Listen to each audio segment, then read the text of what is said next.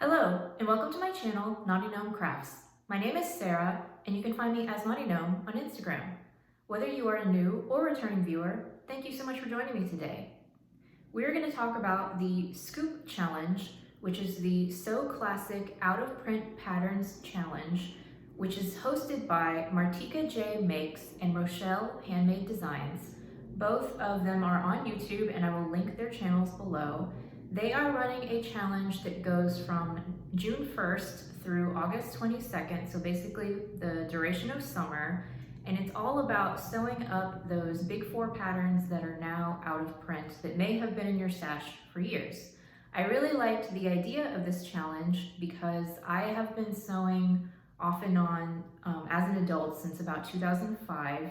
I go through these phases where I'll sew for a couple of years and then put it away for a couple of years. And so through the years, I have stashed quite a few big four patterns because for those of us who've been sewing a long time, you know that they used to have those Joann 99-cent sales much more frequently than they do today.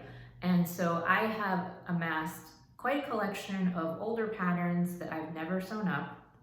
And I thought that in today's video, we would just go through a few of my picks that I may be choosing for the Scoop Challenge, and maybe you guys can help me narrow down which ones I should make. But before we get into the video, I just want to quickly tell you that I am wearing the Victory Patterns Sophia dress out of this rayon gingham that I got from Blackbird Fabrics. I have a whole review on this dress, and so I will link that video up above in case you missed it. And yeah, let's just get started. So I have a stack of patterns here that I'm going to share with you. Most of them I have not made, but I have made up a few of them. And the first one I actually have made a few times. It was published in 2006, so really right when I began sewing. And it's Butterick 4789. And I have made the dress one time, and I think I've made the top 2 or 3 times. And I really liked this top. It's probably, the concept is probably a little bit dated today. It's a twist top. And I know that maybe it's not the most current style, but I actually really loved wearing these when I had them. And I'd really like to go ahead and make another one. I think that I would make the dress, and from my memory of when I made it the first time, it was a little bit too long for me. It kind of cut me off at a weird place. So having more experience now with lengthening and shortening my patterns, I'd shorten the skirt a little bit.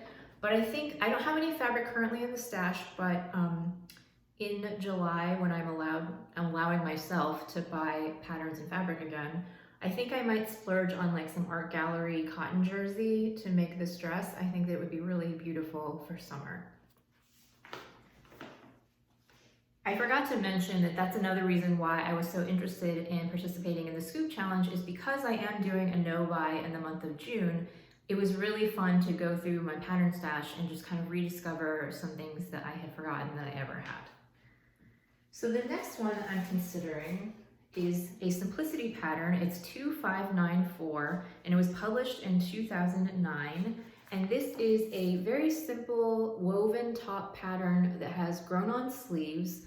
And you can see that there are several variations. You can do a tunic, you can make a little tie belt, you can add lace to the sleeves, you can do little tabbed sleeves. The version that I like the most is the one that the model is wearing with the cowl neck. I do have quite a lot of drapey, rayon challis type fabrics in my stash, so I could probably pull something from that pretty easily and make a lovely drapey top for summer that would be appropriate for work. You could wear it with a skirt or with tucked into pants. And here's what the back of it looks. It looks like it has a yoke with some gathers. And yeah, I think this would just be a really simple, easy top that could showcase a pretty fabric. So I'm seriously considering making this one for the Scoop Challenge. The next pattern that I wanted to show you is another simplicity. It is kind of weird. When I was going through my stash, a lot of the patterns that I was pulling out that I've had for a long time but haven't made are simplicity. I'm not sure if maybe back in the day they just used to be on sale more than the other ones. I don't know, but apparently I was just a really big simplicity fan through the years. So this one was published in 2007. It's Simplicity 3837, and it's a variety of knit tops. And this is kind of another example that I've talked about in past videos where I feel like pattern companies used to put out more interesting and unique designs all in one pattern envelope, because if you look at all these views, like a lot of them are really different from one another, and you could make completely different garments just using one pattern, so it's a great value. I like quite a few of these tops. This is for knits. I probably would be most likely to make view C, the sleeveless kind of surplice top. I think that it looks like there's some trim here, which I don't know that I would bother with that. And I don't know that I would do the ruching at the sides, but just a basic sort of knit tank top would be nice. I also think that this is really pretty, but I don't know if it would be difficult to find like matching lace trim. Like you can see that the model has. I might have to stick to something like white or something that would be easy to match. But I do think that the design of the top is really pretty. And I also like the one with grown-on sleeves. I'm less likely these days to wear something with a halter neck because it's a little bit dressier than I normally would need. But I do think that there is a nice selection of tops in this pattern. And that was Simplicity 3837.